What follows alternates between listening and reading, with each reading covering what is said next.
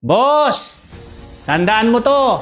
Ang unang partner mo sa negosyo mo, hindi yung investor mo, hindi yung supplier mo, hindi yung customer mo, kundi yung empleyado mo.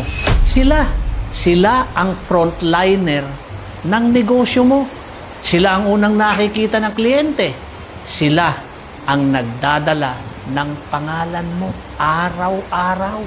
Kaya kung bulok ang trato mo sa kanila, huwag kang magtaka kung bulok din ang trato ng customer mo sa negosyo mo.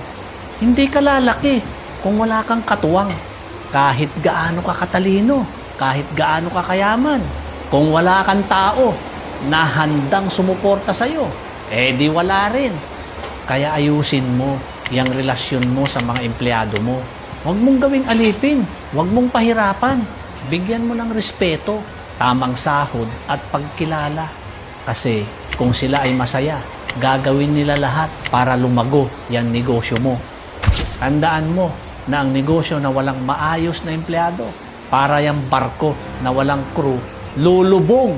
Pero ang boss na marunong mag-alaga at makisama sa tao, kahit simpleng bangka lang, makakarating yan ng ligtas at matagumpay. Real talk lang, mga ma'am sir. Kung gusto mong tumagal yung negosyo mo, huwag puro yabang. Halagaan mo yung mga empleyado mo dahil sila ang tunay na lakas ng kumpanya.